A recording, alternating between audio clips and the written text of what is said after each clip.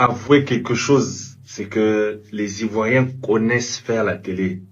On ne va pas se mentir, parce que c'est une réalité que tout le monde voit, tout le monde touche du doigt.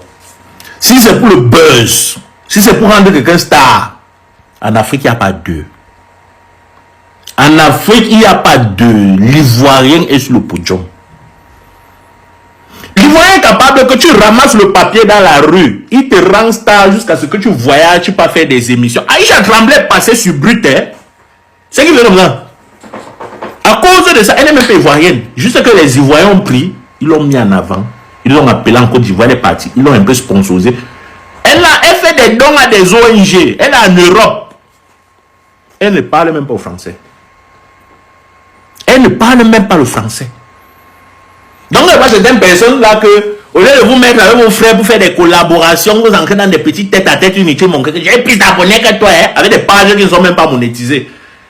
L'Ivoirien connaît donner le buzz. L'Ivoirien connaît donner. Pardon. L'Ivoirien connaît donner le buzz. C'est pas quelque chose qu'on discute avec quelqu'un.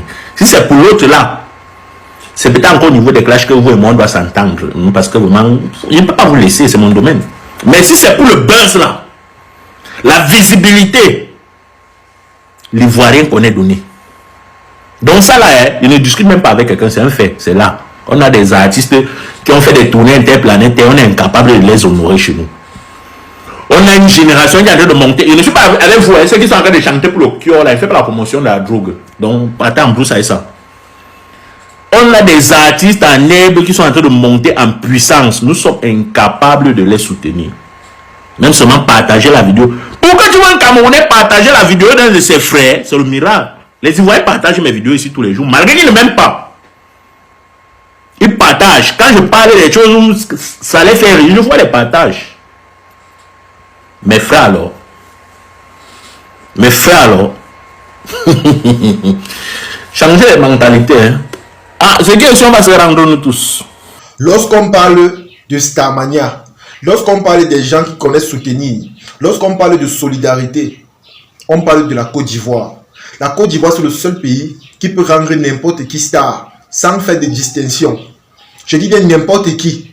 Lorsque tu vois Manager confirmé, Didier Congélateur, Bébé Saros de Man, Aïcha Tremblay, c'est la preuve vivante de tout ce que nous sommes en train de dire là. C'est la preuve vivante.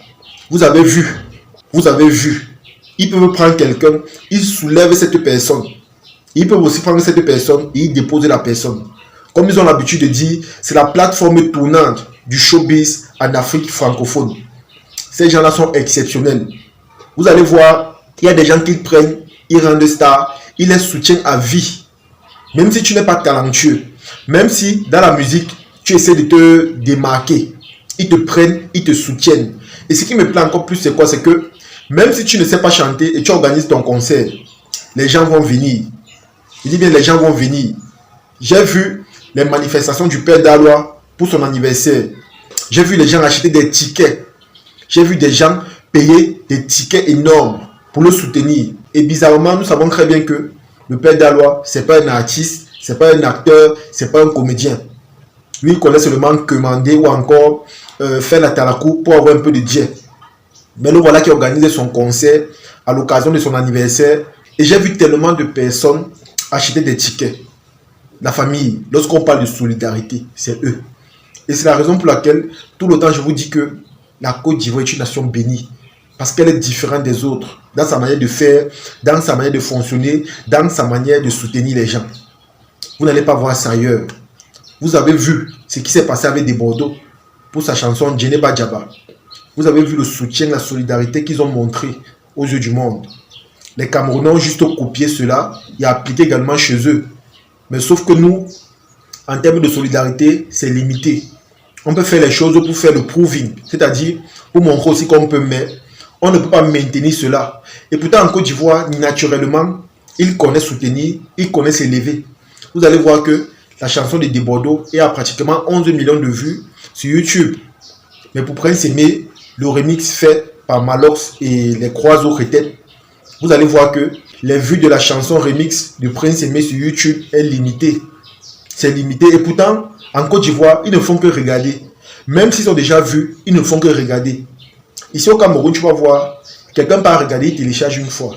Ça fait en sorte que, il a envie de regarder, il part juste dans sa galerie pour regarder la vidéo. Mais en Côte d'Ivoire, c'est pas ça. Quand il veut le regarder, il part sur YouTube. C'est comme ça que ça augmente les vues de l'artiste et ça le soutient également. C'est ça la solidarité. Chaque fois, je vous dis que on a encore beaucoup à apprendre venant de la Côte d'Ivoire. Ils sont nombreux qui viennent me dire que je n'aime pas soutenir mon pays, je n'aime pas les encourager, je préfère seulement valoriser les autres. Sachez qu'on soutient et on valorise ce qui est bien. C'est comme ça. Quand quelque chose est bien, il faut dire que c'est bien. Quand quelque chose est bien, il faut dire que voilà, je soutiens cela. On a encore beaucoup à apprendre d'eux. Je dis bien beaucoup. Je dis beaucoup. Vous allez voir, ce qui m'impressionne beaucoup, c'est que quand quelqu'un fait le buzz en Côte d'Ivoire, on l'invite dans toutes les chaînes de télé. Et je parle des chaînes qui ont vraiment l'audience, des chaînes qui donnent la visibilité. Dès que tu fais un petit truc là, dès que ça devient viral, on t'invite un peu de partout pour ajouter de la visibilité à ton buzz. Et c'est comme ça que des hommes de bonne volonté, des hommes au grand cœur commencent à te financer. On te donne des biens par-ci, par-là, des voitures, des terrains. La famille, c'est exceptionnel. Et pourtant, ici au Cameroun, dès que tu fais le buzz, si on t'invite dans une chaîne de télé, c'est que tu es chanceux. Et en plus même, il y a des chaînes de télé que pour passer, on te demande d'abord de payer. C'est comme ça, il y a des chaînes que pour passer, on te demande de payer. Mais si on se rend compte que ton buzz est énorme, ton buzz se prend vraiment, que c'est puissant, les chaînes de télé vont se précipiter pour t'appeler parce qu'ils veulent de l'audience. Ils savent que quand ils vont t'interviewer, c'est comme ça que les gens vont regarder et ça va augmenter leur audience. C'est comme ça. C'est une façon de vous dire quoi. La plupart des choses ici là sont faites par intérêt. Lorsque tu es quelqu'un de non-name, on ne va jamais t'appeler. Si tu fais un petit buzz qui n'a pas vraiment pris, on ne va pas t'appeler. Mais si tu fais un buzz énorme qui a pris de telle sorte que ton buzz suscite des interpellations ou encore on parle de toi un peu de partout dans le monde, c'est comme ça qu'on va t'appeler. Parce qu'on saura que voilà, le regard du monde est directement figé sur toi.